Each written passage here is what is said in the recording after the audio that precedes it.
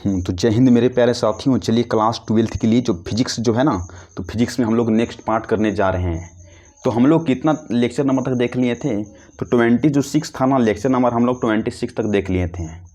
तो जो आज की इस क्लास में कितना देखेंगे? तो सर आज की इस क्लास में हम लेक्चर नंबर 27 को कवर करेंगे। तो इससे पहले यदि आप हमारे चैनल TUV क्लासेस पर न्यू हैं तो प्लीज़ चैनल को सब्सक्राइब करिएगा, अगर हो सके तो इससे और दोस्तों के पास शेयर करिएगा। तो यदि आप भी चाहते हैं कि जो BSEB क्या है, तो BSEB एग्ज़ाम 2006 यानी कि 2026 में 450 प्लस यानी कि 95% मार्क्स लाने के लिए तो प्लीज़ आप यहाँ से ला सकते हैं। जिस तरीक़ाओं से हम लोग फिजिक्स में बात कर रहे थे, जो एक एक पॉइंट्स को देखते हुए चल रहे थे, तो हम उसी तरीक़ाओं से आज भी क्लास को पढ़ेंगे। आज में हम इस जो क्या है, तो आज न्यू टॉपिक हम स्टार्ट करने जा रहे हैं जिसका नाम क्या है, तो इलेक्ट्रिक फ्लक्स है, जिसको हिंदी में बोलते हैं विद्युत फ्लक्स। सर विद्युत फ्लक्स क्या होता है? चलिए आज उस पर हम बात करते हैं।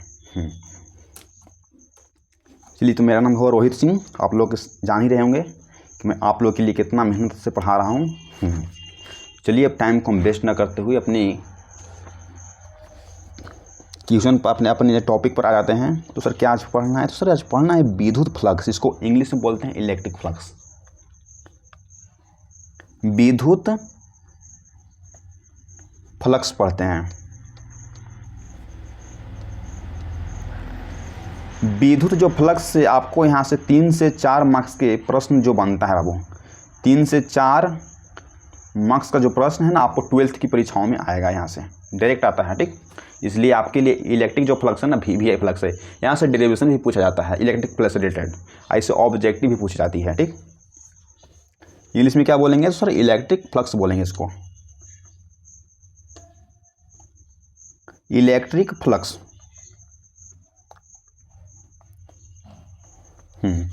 तो यदि इससे पहले चैनल पर न्यू हैं तो प्लीज़ TUV क्लासेस को सब्सक्राइब करके ही रखिएगा, क्योंकि आपके लिए बहुत मेहनत कर रहा है TUV क्लासेस, समझ ही रहेंगे खुद से। तो चलिए हम बात करते हैं कि sir what is electric flux, आखिर विद्युत फ्लक्स हम कहते हैं किसको? चलिए हमारे साथ लिखिए। तो लिखना स्टार्ट करिए। किसी निश्चित क्षेत्रफल से, डिफिनेशन लिखिए, किसी निश्चित क्षेत्रफल से, किसी निश्चित क्षेत्रफल से,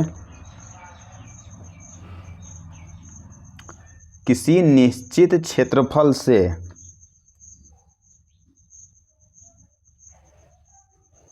किसी निश्चित क्षेत्रफल से तल के लंबवत, क्या है? तो तल के लंबवत, तल के लंबवत, तल के लंबवत गुजरने वाली, गुजरने वाली विद्युत क्षेत्र रेखाएं, क्या है? तो विद्युत क्षेत्र रेखाएं, विद्युत क्षेत्र रेखाएं किसी निश्चित क्षेत्रफल से तल के लंबवत गुजरने वाली विद्युत क्षेत्र रेखाएं को ही विद्युत फ्लक्स कही जाती है। विद्युत क्षेत्र रेखाओं को विद्युत फ्लक्स कही जाती है, विद्युत फ्लक्स कही जाती है।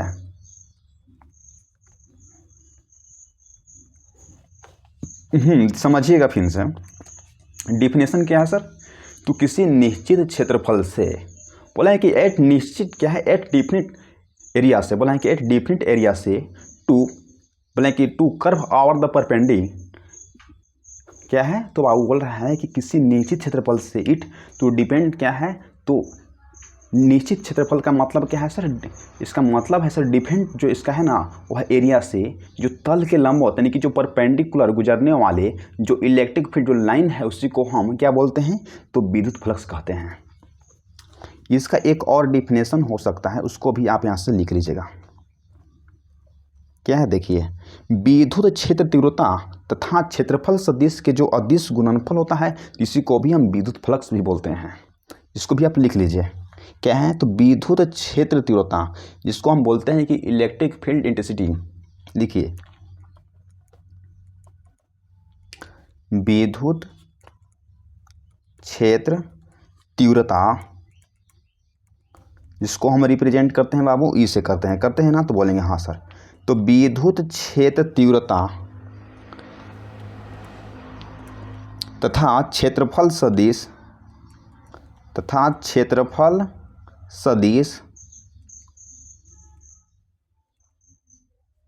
डी ए सर क्या है, तो क्षेत्रफल सदिश है, ठीक ना। तो क्षेत्रफल सदिश डी ए के अदिश गुणनफल को अदिश गुणनफल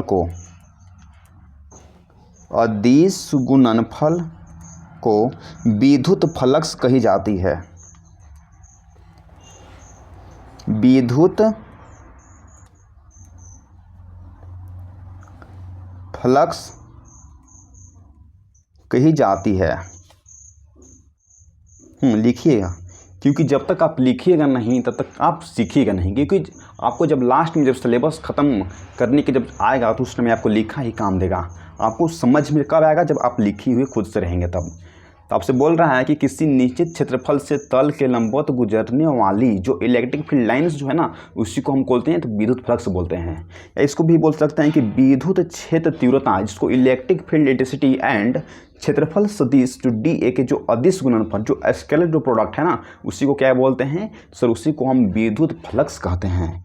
यहाँ तक तो कोई दिक्कत नहीं होगा, ठीक। It is represent by phi and d आई के द्वारा इसको सूचित किया जाता है। लिखिए यहाँ से, इट इज रिप्रेजेंट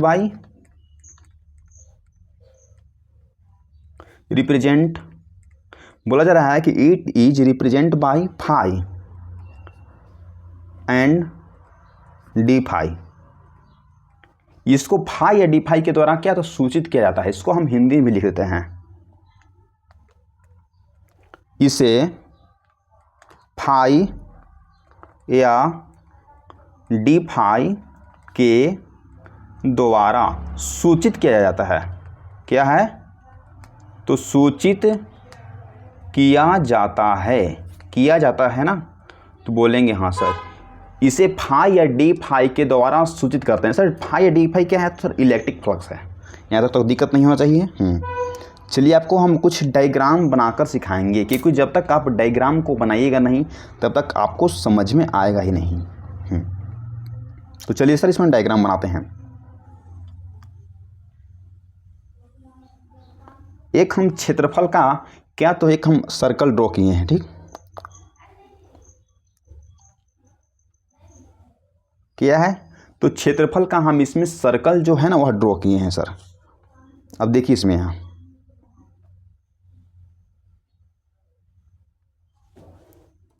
अब इसमें देखिए,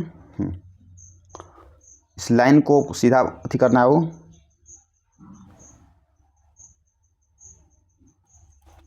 लाइन को ड्रॉ कर लिए हैं, तो बोलेंगे हाँ सर, समझिएगा यहाँ से।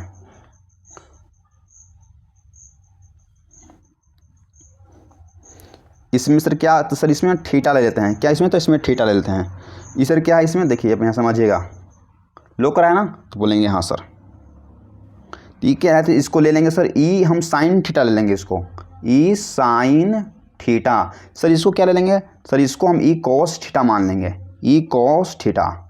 ये क्या है, तो ये कॉस थीटा है, ये साइन थीटा है। आपको याद में रखना है कि जो विद्युत जो फ्लक्स जो होती है ना, वह किसके कारण गुजरता है, तो बोलना है कि सर ई कॉस थीटा के कारण विद्युत फ्लक्स गुजरती है। It is passed from electric field, it is passed from electric flux through the E cos theta. क्या सर, तो जो ई कॉस थीटा के कारण विद्युत फ्लक्स गुजरती है, नहीं ई साइन थीटा के कारण। समझ रहे ना, ई साइन थीटा के कारण विद्युत फ्लक्स कभी नहीं गुजरेगी। सर गुजरे किसी, तो बोलेंगे कि ई कॉस थीटा के कारण, it is pass for the electric flux through the E cos theta. समझ रहे ना, तो बोलेंगे हाँ सर। सर इसके बीच में सर हम क्या ले लिए हैं, सर इसके बीच में जो थीटा है सर उसको हम थीटा मान लिए हैं। सर यहाँ सर क्या है, तो सर इसका जो क्षेत्रफल है ये क्या है, सर इसका क्षेत्रफल है, तो क्षेत्रफल को हम क्या मान लेंगे, सर क्षेत्रफल को हम डी यदि मान लेंगे, ए मान लेंगे। इसका क्या है, तो बोलेंगे सर इसका एरिया है, इसका एरिया है ना, तो बोलेंगे हाँ। सर यहाँ क्या मान ली, इसको छोटा सा भाग लिए हैं इसलिए इसको हम डी ए मान सकते हैं। छोटा सा भाग के लिए हम डी ए मान सकते हैं, तो बोलेंगे हाँ सर ये दोनों के ई कॉस थीटा और इस साइन थीटा के बीच जो कोण है इसको क्या माने हैं, तो सर थीटा माने हैं। चलिए यहाँ तक सही है, तो बोलेंगे हाँ सर ऊपर में क्या माने हैं, सर ऊपर में हम डी ए मान लिए हैं, जो एरिया जो बड़ा सा है ना, तो यहाँ डी ए माने हैं ना, सर ऊपर में डी ए मान लिए हैं। चलिए तो डी ए को आप इस तरीकाओं से लिख सकते हैं, क्या लिख सकते हैं, देखिए यहाँ से डी ए के जो ए जो है सर क्या है, तो ए जो है ना वह सदिश राशि है होता है, जो सदिश राशि जो होता है ना, तो उसके ऊपर हम एन की एरो लगाते हैं, आप लोग समझ जाओगे। तो एन क्या है सर, तो एन जो है ना यूनिट वेक्टर होता है, इसको आप लिखिए normal unit vector, normal unit vector, जिसको हम बोलते हैं कि लंबवत एकांक सदिश भी इसको बोल सकते हैं। क्या है, तो लंबवत एकांक सदिश, एकांक सदिश, इस सर क्या है, तो बोलेंगे सर ये जो लंबवत एकांक सदिश है, जिसको हम नॉर्मल यूनिट वेक्टर भी एन से बोलते हैं, ठीक। इसको हम क्या है सर आपसे बोले थे कि जो विद्युत क्षेत्र तीव्रता ई और तथा जो डी जो क्षेत्रफल है उसके अदिश गुणनफल को हम क्या बोलते हैं, तो विद्युत फ्लक्स बोलते हैं ना, तो बोलेंगे हाँ। अब देखिए अब यहाँ से अभी हमको आपको बताए हैं कि जो विद्युत जो फ्लक्स गुजरती है वह ई कॉस थीटा के कारण गुजरती है, ई साइन थीटा के कारण कभी नहीं गुजरेगी। ये सब क्या है वो, तो बोलेंगे ये सब जो है ना विद्युत क्षेत्र रेखाएं हैं, ये सब क्या है, तो बोलेंगे सर विद्युत क्षेत्र ये सब रेखाएं हैं। देखिए यहाँ से ये सब क्या है, तो बोलना है कि सर ये सब जो है ना वह विद्युत क्षेत्र रेखाएं हैं। सब क्या है, तो बोलेंगे सर विद्युत क्षेत्र रेखाएं हैं, इसको हम इसे रिप्रेजेंट किए हैं, वो समझ रहे हैं ना, इलेक्ट्रिक फील्ड लाइन्स जिसको हम बोलते हैं विद्युत क्षेत्र रेखाएं, तो बोलेंगे हाँ सर। यहाँ तक सब हो गया था, तो बोलेंगे हाँ।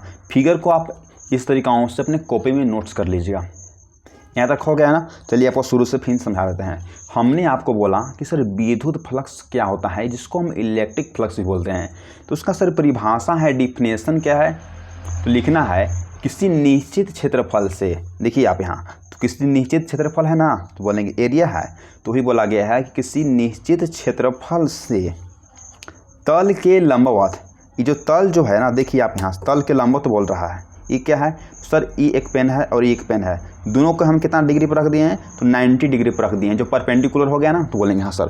तो आपसे बोला जा रहा है कि तल के लंबवत, क्या है तल के लंबवत, जो गुजरने वाली, जो इससे जो गुजरेगा ना, बोल रहा है कि आपसे बोला है, देखिए यहाँ से किसी निश्चित क्षेत्रफल से, तो ये निश्चित क्षेत्रफल है, तो बोलेंगे हाँ सर, आपको समझा रहे हैं हम। देखिए किसी निश्चित क्षेत्रफल है, तो बोलेंगे सर हाँ, इसको भी समझिए कि किसी निश्चित क्षेत्रफल है, तो हाँ, तो निश्चित क्षेत्रफल से तल के लंबवत, ये जो परपेंडिकुलर है, तो बोलेंगे हाँ सर। तो तल के लंबवत जो गुजरने वाली जो विद्युत क्षेत्र जो रेखाएं हैं, जो तल के जो लंबवत 90 डिग्री है, सर बोलेंगे हाँ।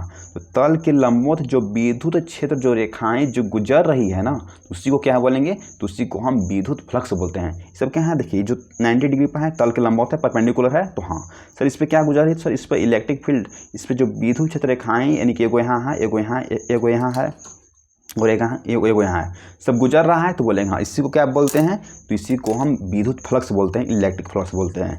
या इसको आप एक और परिभाषा डिफिनेशन से भी इसको जान सकते हैं, क्या, तो विद्युत क्षेत्र तीव्रता ई तथा क्षेत्रफल सदिश डी ए के अदिश गुणनफल को विद्युत फ्लक्स कही जाती है।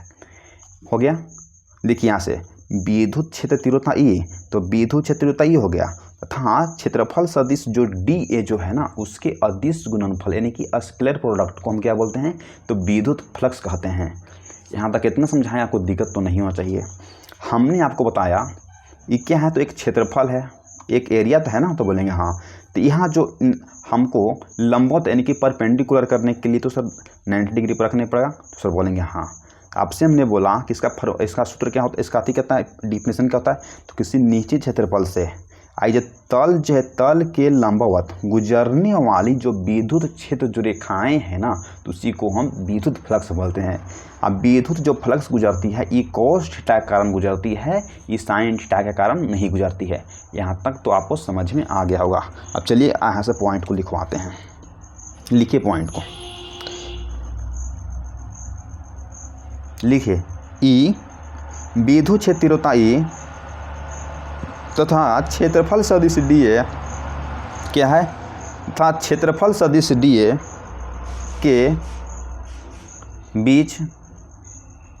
बीच का कोण कितना है, बीच का कोण जिसको हम एंगल भी बोलते हैं। कोण सर थीटा है, थीटा माने है ना, तो बोलेंगे हाँ सर कोण क्या है, तो बोलेंगे सर थीटा है। विद्युत क्षेत्रीयता ई, जो विद्युत क्षेत्रीयता ई है, तथा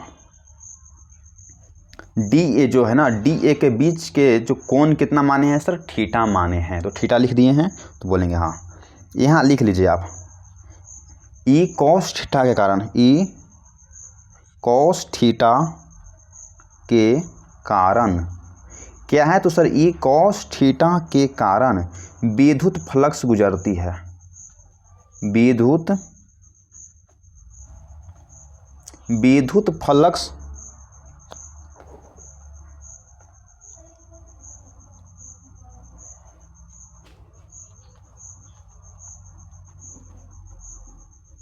गुजरती है। ई कॉस थीटा के कारण विद्युत फ्लक्स गुजरती है। एगो पॉइंट और लिखिएगा, ई साइन थीटा के कारण, ई साइन थीटा के कारण विद्युत फ्लक्स नहीं गुजरती है, नहीं गुजरती है। जब भी गुजरेगा ना विद्युत फ्लक्स, तो किसके कारण गुजरता है, तो ई कॉस थीटा के कारण विद्युत फ्लक्स गुजरती है, ई साइन थीटा कारण नहीं गुजरती है। इस पॉइंट को आप नोट कर लीजिएगा। सब क्या है सर, स्पेशल पॉइंट आपके लिए है, इसको नोट कर लीजिएगा। ठीक, यहाँ तक तो कोई दिक्कत नहीं होगा, यहाँ तक आप समझ लिए होंगे। ठीक, तब यहाँ से देखते हैं हम। पॉइंट नंबर ए में लिखिए मैं यहाँ से, जो डी जो फाई जो है वह किसके समानुपाती होगा, किसके प्रोपोर्शन होगा, किसके जो प्रोपोर्शन होगा बाबू, तो बोलेंगे डी ए का। किसके समानुपाती होगा, तो बोलेंगे डी ए का। कब बोला है कि जब ई कॉस थीटा नियत हो, ई कॉस थीटा क्या हो, तो कांस्टेंट हो, ई कॉस थीटा नियत हो, नियत जिसको बोलते हैं कांस्टेंट बोलते हैं।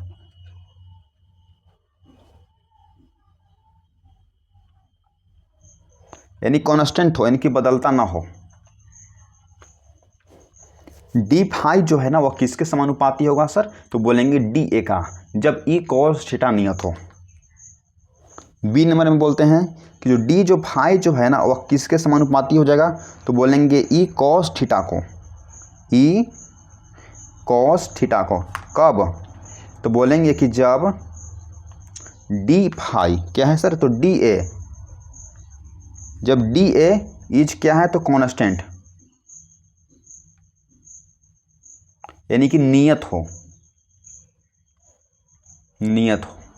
देखिए जब डी फाई जो है वो किसके समानुपाती हो जाएगा, तो बोलेंगे कि सर जो डी फाई क्या है, तो सर विद्युत फ्लक्स है, और डी ए के समानुपाती होगा। इसका मतलब क्या है सर, तो जब विद्युत फ्लक्स अगर बढ़ेगा तो डी ए क्षेत्रफल भी बढ़ेगा, अगर विद्युत फ्लक्स अगर घटेगा तो डी ए भी घटेगा। तो बोलेंगे हाँ सर, कब, जब ई कॉस थीटा अगर नियत हो, तब ई कॉस थीटा का मान सेम हो, बदलना नहीं चाहिए। ठीक, उसी को बोलते हैं कांस्टेंट या नियत बोलते हैं। और डी फाई जो विद्युत जो फ्लक्स है ना, वो ई कॉस थीटा की कब यानी कि समानुपाती होगा, कब यानी कि उसके प्रोपोर्शन होगा, तो बोलेंगे जब डी ए जो क्षेत्रफल जो है अगर कांस्टेंट है, बस क्षेत्रफल उतना ही रहना चाहिए। अगर 10 मीटर क्षेत्रफल है तो 10 मीटर ही क्षेत्रफल रहना चाहिए। कब, जब ई कॉस थीटा को आप यानी कि समानुपाती कर रहे हैं। जब फ्लक्स को अगर बढ़ाना, फ्लक्स बढ़ेगा तो ई कॉस थीटा बढ़ेगा। आप समझिए, जब ई कॉस थीटा के जो मान जो है ना, इसे कॉस थीटा का मान है, हाँ, इसको जब आप बढ़ाइएगा, देखिए इसको जब बढ़ाइएगा पूरा ऐसे, तो विद्युत फ्लक्स भी बढ़ेगा, तो बढ़ेगा ना। आप यहाँ से समझिए, इसमें देखिए, इसमें आपको कितना है, तो अब इसमें जो है आपको ना, और 2 को विद्युत फ्लक्स गुजर रहा है, तो बोलेंगे हाँ सर 2 को विद्युत फ्लक्स गुजर रहा है। और जब ई थीटा को जब आप बढ़ा दीजिएगा, तो जब थीटा बढ़ जाएगा तो इसमें कितना, ढेर सारे विद्युत फ्लक्स गुजरेगा ना, तो बोलेंगे हाँ सर ढेर सारे विद्युत फ्लक्स गुजरेंगे। कब, जब क्षेत्रफल उसका यानी कि कांस्टेंट होना चाहिए। यहाँ तो समझ गए हैं। चलिए आपको यहाँ समझा के हम बता देते हैं। देखिए आप यहाँ देखिए आपको यहाँ हम हल्का सा समझा देते हैं, जो आपको समझने में शायद दिक्कत ना होगा। आपको हम बोले हैं कि जो डी जो फाई जो है वो किसके समानुपाती होगा, तो बोलेंगे कि सर डी फाई जो है ना वो डी ए के क्या है, तो डी ए के समानुपाती है। कब, जब ई कॉस थीटा है, ई कॉस थीटा क्या है सर, तो ई कॉस थीटा यानी कि कॉन्स्टेंट है, कॉन्स्टेंट है, तो बोलेंगे हाँ सर। देखिए ये हो गया इसे, तो हो गया हाँ इसे। ई क्या है सर, ई जो थीटा है, तो जो थीटा है ना तो बोलेंगे हाँ ई क्या है, तो बोलेंगे ई या कॉस थीटा है, कॉस थीटा। ई सर क्या है, तो ई जो है यहाँ से सर ई साइन थीटा है, ई साइन थीटा है, तो बोलेंगे E sine theta E cos theta हो गया। इस तो विद्युत फ्लक्स गुजर रहा है।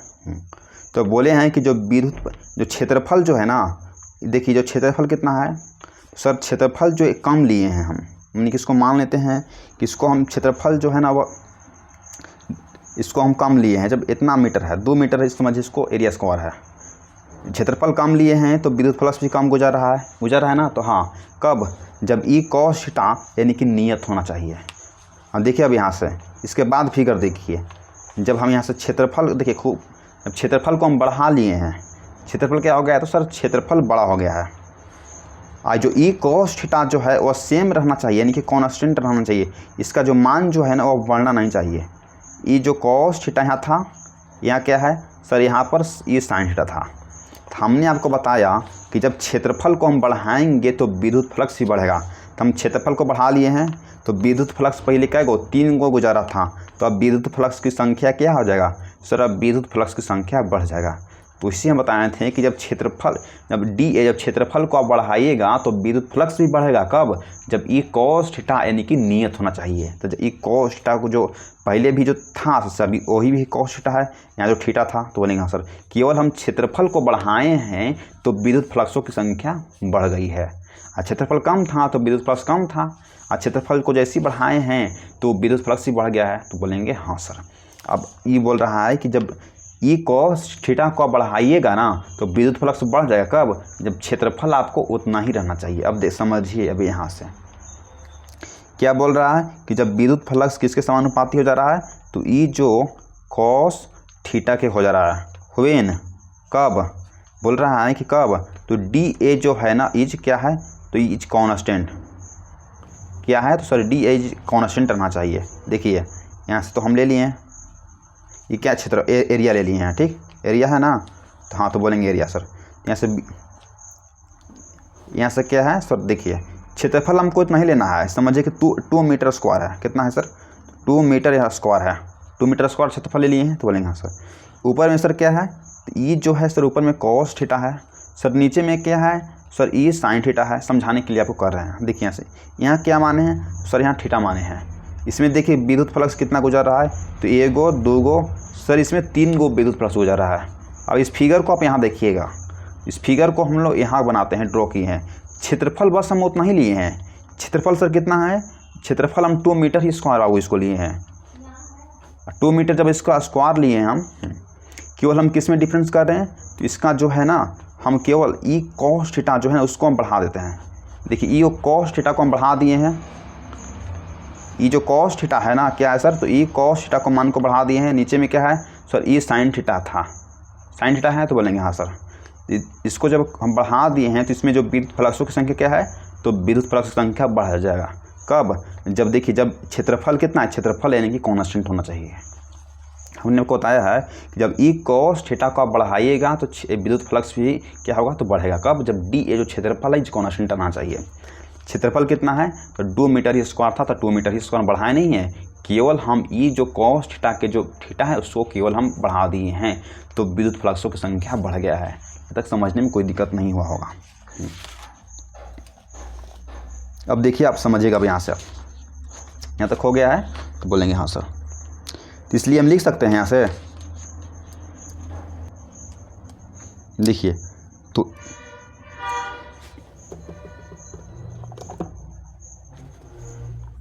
तो इसलिए हम लिख सकते हैं यहाँ से, क्या लिख सकते हैं, देखिए यहाँ से डी फाई समानुपाती हो किसके, तो डी ए के, और ई कॉस थीटा क्या है, तो ई कॉस थीटा जो है ना उसके है, तो बोलेंगे हाँ सर। जो डी फाई जो है किसके समानुपाती हो जाएगा, तो डी फाई जो है समानुपाती हो जाएगा डी ए जो क्षेत्रफल और ई कॉस थीटा का, ठीक। तो यहाँ से लिख सकते हैं क्या है, तो d phi is equal to, जब करेंगे तो क्या आता है कॉन्स्टेंट, आप लोग का मालूम होना चाहिए। तो बोलेंगे हाँ सर, तो क्या आ गया, तो के, तो यहाँ से क्या आ गया, तो यहाँ से ई, फिर यहाँ से डी ए ले लीजिए, तो ई डी ए क्या हो गया, तो कॉस थीटा हो गया। तो बोलेंगे हाँ सर, कहाँ से हम, देखिए यहाँ से समझिए, प्रयोग से हम एक लाते हैं, प्रयोग या इसको हम एक्सपेरिमेंट बोलते हैं, क्या, तो सर एक्सपेरिमेंट से,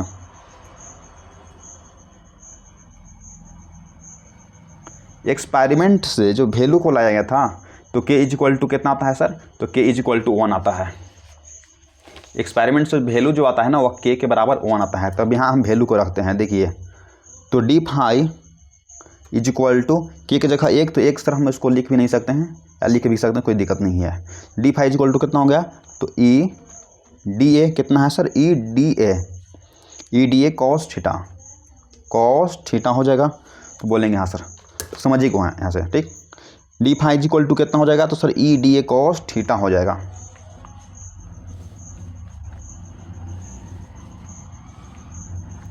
D phi is equal to sir E D A cos theta, sir इसको हम इक्वेशन 1 मान लेते हैं। तो बोलेंगे हाँ सर, इसको हम इक्वेशन 1 मान लिए हैं। यहाँ तक समझने में दिक्कत नहीं होगा कि जो डी फाई जो है किसके समानुपाती है सर, डी ए का। जब क्षेत्रफल को बढ़ाइएगा तो विद्युत फ्लक्स भी बढ़ेगा, कब, जब ई कॉस थीटा जो है नियत रहना चाहिए, कॉन्स्टेंट रहना चाहिए। फिर दूसरा में बताया है कि जब ई कॉस थीटा को बढ़ाइएगा, जब एंगल को बढ़ाइएगा तो विद्युत फ्लक्स भी बढ़ेगा, कब, जब क्षेत्रफल को नियत रहनी, कॉन्स्टेंट होना चाहिए। और उसके बाद बताया है कि जो डी फाई जो है ना किसके समानुपाती है, तो डी ए का, फिर ई कॉस थीटा हो गया। हाँ, अब यहाँ से एक यानी कि एक प्रयोग से या एक्सपेरिमेंट से के इज इक्वल टू 1 मानते हैं। तो बोलेंगे हाँ सर, तो d phi is equal to कितना हो गया sir, E D A cos theta हो गया। सर इसको हम समीकरण 1 मान लिए हैं, इक्वेशन 1 मान लिए हैं। अब आप यहाँ समझिएगा, वी नो डैट, हम जानते हैं, वी नो डैट हम जानते हैं, देखिए यहाँ से क्या है, तो वी नो डैट हम जानते हैं, देखिए यहाँ से क्या जानते हैं, तो ए डॉट बी, आप 11th का जो बेसिक मैथमेटिक्स होगा ना, तो उसमें आप पढ़े होंगे, क्योंकि आपको बताया गया है कि जब तक आप 11th को बेसिक मैथमेटिक्स नहीं पढ़ेगा, तब तक आपको 12 का जो फिजिक्स है ना बढ़िया समझ में नहीं आएगा। इसमें हम आपको 11th में पढ़े होंगे, वेक्टर सदिश पढ़े होंगे। तो ए डॉट बी क्या है sir, A dot B is equal to sir कितना होता है, तो ए बी कॉस थीटा होता है। तो बोलेंगे हाँ सर, होता है ना, तो ए बी, ए का मॉड, बोलेंगे बी का मॉड कॉस थीटा होता है। तो बोलेंगे हाँ सर, इसको लिख सकते हैं ए डॉट बी बराबर ए बी कॉस थीटा, इसको हम ए बी कॉस थीटा लिख सकते हैं। तो बोलेंगे हाँ सर, ए डॉट बी बराबर हम ए बी कॉस थीटा लिख सकते हैं। कहाँ से, देखिए आप समझिएगा, यहाँ से, यहाँ सर क्या है, सर बोलेंगे सर यहाँ जो है सर ए है, सर यहाँ क्या है, तो सर यहाँ ए है, और सर यहाँ क्या है, तो बोलेंगे सर यहाँ पर आपको बी है, बीच में सर क्या है, सर बीच में थीटा एंगल है, थीटा है, इसको हम ए बी, इसको क्या बोले हैं, तो इसको ए बी कॉस थीटा इसको बोले हैं, ठीक। देखिएगा आप यहाँ, तो हो गया। तो हाँ, इसी प्रकार से सिमिलरली, इसी प्रकार से हम लिख सकते हैं, देखिए आप यहाँ से, इसी प्रकार से हम लिख सकते हैं ई डॉट डी ए क्या है, तो ई डॉट डी ए, ई डॉट डी ए, ई डॉट डी ए बराबर कितना हो जाएगा, E D A cos theta, E D A cos theta. इसको सर समीकरण हम 2 मान लिए हैं, इसको हम इक्वेशन 2 मान लिए हैं। इसी प्रकार से सिमिलरली ई डॉट डी ए बराबर क्या मान लिए हैं, तो हम E D A cos theta मान लिए हैं। हो गया, तो बोलेंगे हाँ सर। देखिए अब यहाँ से from equation first and second क्या है, तो from equation first and second, यानी कि इक्वेशन 1 और 2 से हम देखते हैं यहाँ। देखिए इक्वेशन 1 और 2 से डी फाई बराबर क्या हो जाएगा, ई डॉट डी ए लिख सकते हैं, डी फाई बराबर ई डॉट लिख सकते हैं। देखिए यहाँ से कहाँ था, d5 था, तो आपको बताएं कि फ्रॉम इक्वेशन 1 और फ्रॉम इक्वेशन 2 से हम चलते हैं। जो d5 था तो सर यहाँ d5 ले लिए, बोलेंगे हाँ सर ई डी ए जो कॉस थीटा था तो सर उसके जगह में क्या, तो ई डॉट डी ए था, तो हम ई डॉट यहाँ से डी ए ले लिए हैं, तो बोलेंगे हाँ sir d5 is equal to कितना सर ई डी ए हो गया। सर इसको आप इंटीग्रेट करेंगे। सर वैल्यू को हम इंटीग्रेट क्यों करते हैं, सर उसका वैल्यू यानी कि बढ़ने के लिए, उसका मान को बढ़ाने के लिए, ठीक। सर उसको हम इंटीग्रेट करेंगे क्यों के लिए, तो उसके मान को बढ़ाने के लिए, क्योंकि डी लगा हुआ है, ठीक। इसके लूप ले लेंगे अंदर, क्या हो जाएगा, तो d5 हो जाएगा, तो बोलेंगे हाँ sir d5 is equal to कितना हो जाएगा, ऐसे इंटीग्रेट ले लेंगे, ई डॉट डी ए हो जाएगा, तो बोलेंगे हाँ sir E dot d A हो जाएगा ना, तो ऐसे बोलेंगे हाँ, अब समझिएगा। तो जो डी के जो बगल में था ओके, जब इंटीग्रेशन को हटाएंगे तो डी हट जाएगा, सर क्या बचेगा, सर फाई बच जाएगा, तो फाई इज इक्वल टू कितना हो गया, तो phi is equal to integration क्या हो गया, तो ई डॉट डी ए हो गया, ई डॉट डी ए आपको यहाँ से हो गया ना, तो बोलेंगे हाँ सर वैल्यू को यहाँ से बढ़ा दिया गया है।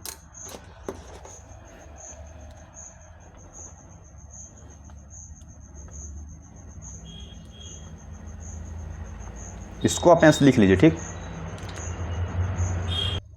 इतना हो गया है। समझाएंगे आपको एक बार और बढ़िया से, रुक जाइए और समझिएगा, जितना समझा रहे हैं उतना समझिएगा अभी।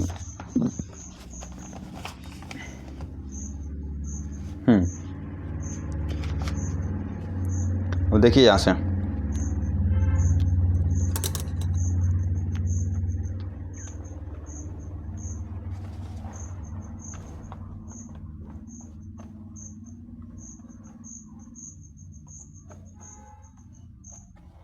वी नो डैट हम लोग यहाँ से जानते हैं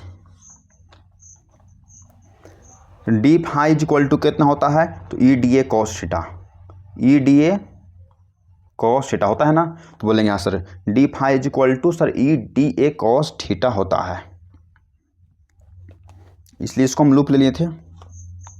कितना हो गया था, तो d5 हो गया था, बोलेंगे हाँ sir d5 is equal to कितना हो गया, तो यहाँ से भी आप इसको इंटीग्रेशन ले लीजिए, तो कितना E D A cos theta हो जाएगा, तो E D A cos theta हो जाएगा। एक बार हम ई डॉट डी ए को किए हैं, तो सर हम एक बार E D A cos theta को हम कर रहे हैं, तो बोलेंगे हाँ सर। तो सर इंटीग्रेशन को हटाएंगे तो सर कितना वैल्यू मिलेगा, तो सर फाई मिल जाएगा, तो फाई इज इक्वल टू यहाँ क्या हो गया, तो ई कॉस थीटा जो है ना उसको बाहर निकाल लीजिए। सर क्यों बाहर निकाल रहे हैं, सर उसके अंदर डी नहीं लगा है, तो उसको आप ई कॉस थीटा को बाहर निकाल लीजिए, ई कॉस थीटा, जिसमें डी लगा है ना तो उसके हमको केवल यानी कि इंटीग्रेशन में रखना है, तो डी किस में लगा है, तो डी ए में रखा है, तो आपको डी ए के अंदर रहना है, डी ए जो है ना उसी में आपको केवल वर्क करना है। तो phi is equal to sir यहाँ क्या हो गया, तो यहाँ ई कॉस थीटा हो गया, तो बोलेंगे ई कॉस थीटा हो गया, तो सर उसको अलग रख दीजिए। और सर यहाँ से हटाइएगा जो इंटीग्रेशन को, तो सर क्या आ जाएगा, तो सर ए आ जाएगा, तो ए आएगा ना, तो बोलेंगे हाँ सर। तो फाई इज इक्वल टू कितना आ गया, तो यहाँ से ई, यहाँ से ए, ई ए, यहाँ से कॉस थीटा लिख दीजिए, ई ए कॉस थीटा आ गया, तो बोलेंगे हाँ सर। तो फाई इज इक्वल टू कितना आ गया, तो ई ए कॉस थीटा को हम क्या कौन लिखे हैं, देखिए ई ए जो कॉस थीटा है, तो ई ए कॉस थीटा को हम देखिए ए डॉट बी था, तो इसको जो ए बी जो कॉस थीटा है तो उसको हम ए डॉट बी लिख सकते हैं, तो बोलेंगे हाँ। इसी तरीक़ाओं से ई ए जो कॉस थीटा है तो उसको हम ई डॉट ए लिख सकते हैं, तो आराम से लिख सकते हैं ई डॉट ए। इसको आपको हम एक बार और समझाते हैं, देखिए ए डॉट बी को बराबर हम ए बी कॉस थीटा माने हैं, जो ए बी जो कॉस थीटा है तो उसको हम ए डॉट बी मान लिए हैं, तो ये जो कॉस थीटा है तो उसको आप ई डॉट ए मान लीजिए, बोलेंगे हाँ सर यहाँ तक हो गया है, तो हाँ यहाँ तक समझने में कोई दिक्कत नहीं होना चाहिए।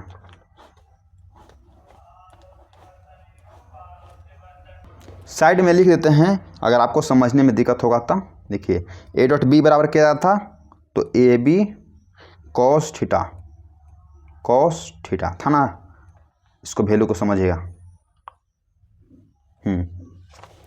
देखिए आप बोल दिए कि सर ई जो कॉस थीटा है सर आप वहाँ ई डॉट ए लिख दिए हैं, अरे डॉट जब हटाइएगा, जब डॉट हटता है ना तो क्या लिखाता है, तो कॉस थीटा लिखाता है। देखिए ए डॉट बी था तो उसके बराबर ए बी कॉस थीटा है ना, तो बोलेंगे हाँ उसी तरीक़ाओं से जब आप डॉट को हटाइएगा तो ये कॉस थीटा लिखा जाएगा।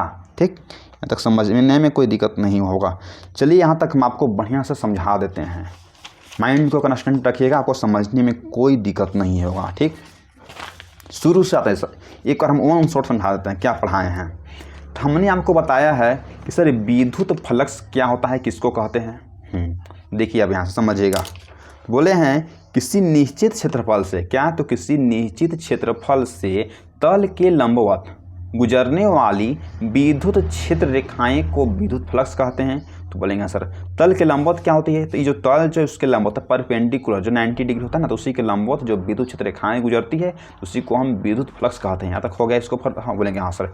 अब इसमें देखिए हमने बताया है कि विद्युत क्षेत्र तीव्रता ई तथा क्षेत्रफल सदिश जो डी ए है उसके अदिश गुणनफल को हम विद्युत फ्लक्स कहते हैं ना।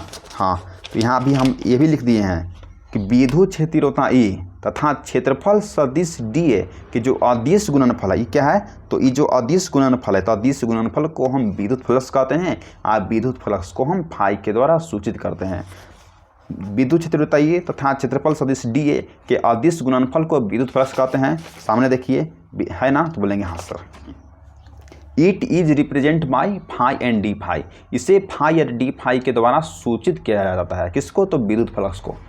हमने आपको बताया कि जो सर एन कैप क्या होता है सर, नॉर्मल यूनिट वेक्टर, जिसको बोलते हैं लंबवत एकांक सदिश होता है। यहाँ तक कोई दिक्कत नहीं होगा। यहाँ तक क्षेत्रफल हम लिए थे, सर क्या है क्षेत्रफल है, छोटा सा भाग लेंगे तो डी ए लेंगे, तो बोलेंगे ना, तो बोलेंगे हाँ सर ई क्या है सर, इसको हम लिए तो ई साइन थीटा ले लिए, ऊपर में सर ई कॉस थीटा लिए। जब भी जो विद्युत क्षेत्र फ्लक्स गुजरता है तो ई कॉस थीटा के कारण गुजरता है, ई साइन थीटा के कारण नहीं गुजरता है। हमने आपको लिखवाया है। और जो ऊपर में जो हम नीचे में जब क्षेत्रफल जो डी ए लिए हैं ना, तो हम हल्का सा ले लिए हैं डी ए। और जो ए जो है क्या, तो ये जो सदिश राशि होता है इसलिए हम इस पर यानी कि एरो लगाए हैं। अब आप वैल्यू को यहाँ से समझिएगा। ई यानी क्या है, तो विद्युत क्षेत्र तीव्रता ई तथा डी ए क्या है, तो सर डी ए क्षेत्रफल क्या है, तो क्षेत्रफल सदिश है ना, तो बोलेंगे हाँ सर। तो विद्युत क्षेत्र तीव्रता ई तथा क्षेत्रफल सदिश ना है, हाँ कि बीच का कोण कितना है, तो सर थीटा है। विद्युत क्षेत्र तीव्रता ई है ना, तो बोलेंगे हाँ सर। तो क्षेत्रफल सदिश ई के बीच के कोण कितना है, तो सर थीटा है। थीटा है तो बोलेंगे हाँ। आपको हम स्पेशल पॉइंट लिखवाए हैं कि जो ई कॉस थीटा के कारण विद्युत फ्लक्स गुजरती है, ई साइन थीटा के कारण विद्युत फ्लक्स नहीं गुजरती है। दिक्कत नहीं होगा। अब देखिए अब यहाँ से फिर इसके बाद हम समझाएं कि जो क्षेत्रफल जो है डी ए क्षेत्रफल किसके समानुपाती होगा, यानी कि डी फाई के समानुपाती होगा। जब क्षेत्रफल को आप बढ़ाइएगा तब आपको विद्युत फ्लक्स बढ़ेगा। हाँ, जब क्षेत्रफल को आप बढ़ाइएगा तब विद्युत फ्लक्स भी बढ़ेगा। कब, जब ई कॉस थीटा यानी कि नियत यानी कि उसका मान जो है ना सेम रहना चाहिए, बढ़ना घटना नहीं चाहिए, बराबर रहना चाहिए। आज जब ई कॉस थीटा को आप जो कॉस थीटा पहले इतना था आप इसको इतना फैला दिए तो इससे विद्युत फ्लक्स तो गुजरेगा ना, तो बोलेंगे हाँ कब, जब क्षेत्रफल आपको नियत यानी कि उतना ही रखना होगा जो पहले था। अब उसके बाद अब यहाँ से देखिए फिर जो डी फाई जो है किसके समानुपाती हो जाएगा, तो D A E cos theta का समानुपाती था, दोनों का समानुपाती था ना, तो बोलेंगे हाँ। इसलिए लिख सकते हैं कि डी फाई समानुपाती है किसका, तो डी ए और ई कॉस थीटा का समानुपाती है। हाँ, एक्सपेरिमेंट से हम के का वैल्यू एक आता है, आप लोग का मालूम होना चाहिए। तो हाँ, तो डी फाई इक्वल जब फाई हटेगा तो सर कॉन्स्टेंट क्या आता है, बोलेंगे हाँ सर, इसको नियतांक भी बोलते हैं। तो E D A cos theta आ गया तो बोलेंगे हाँ सर। तो डी फाई इक्वल सर के का वैल्यू तो 1 रख दिए, तो E D A cos theta आ गया तो हाँ सर इसको समीकरण हम 1 ले लिए, तो सर ठीक है इसको समीकरण क्या तो 1 ले लिए। अब यहाँ समझिएगा, यहाँ जो है ना, यहाँ ए क्या सर ए है, यहाँ बी है, ए बी के बीच में जो एंगल हम क्या मान लिए सर, थीटा मान लिए, थीटा मान लिए हैं, तो बोलेंगे हाँ सर। ऊपर में देखिएगा बी नोट हम लोग जानते हैं कि जो ए डॉट बी बराबर क्या होता है, तो ए डॉट बी बराबर ए बी कॉस थीटा होता है, या ए डॉट बी बराबर क्या, तो ए बी कॉस थीटा आप लिख सकते हैं। तो इसी प्रकार से सिमिलरली ई डॉट डी ए बराबर हम E D A cos theta लिख सकते हैं ना, तो बोलेंगे हाँ। इसको हम समीकरण 2 मान लिए हैं, 2 मान लिए हैं, तो बोलेंगे हाँ सर। तो from equation first and second से जो चलते हैं तो डी फाई इक्वल टू कितना होता है सर, तो d phi equal to E dot d A होता है ना। अरे डी फाई देखिए ऊपर में क्या है, तो डी फाई बराबर E D A cos theta था, तो कॉस थीटा की जगह हम ई डॉट डी ए लिए हैं। तो d phi equal to dot D ले लिए तो बोलेंगे हाँ सर। तो जब डी लगा हुआ है तो उसका वैल्यू क्या है, तो सर उसका वैल्यू यानी कि कम है, तो वैल्यू को हमको इंक्रीज करने के लिए, वैल्यू को बढ़ाने के लिए हम क्या लगाते हैं सर, इंटीग्रेट करते हैं। तो इंटीग्रेट किए हम जब यहाँ से, जब इंटीग्रेट किए तो जब ई डॉट डी ए था सर, ई डॉट डी ए को अंदर ले लिए हम, लूप के अंदर लेंगे ना तो बोलेंगे हाँ सर। तो डी जो अगर आती, जो डी अगर हटेगा वो इंटीग्रेशन भी हटेगा सर, फाइव आ जाएगा तो बोलेंगे हाँ सर। फाइव इक्वल टू कितना आ गया, तो बोलेंगे फाइव इक्वल टू आपको ई डॉट डी आ गया।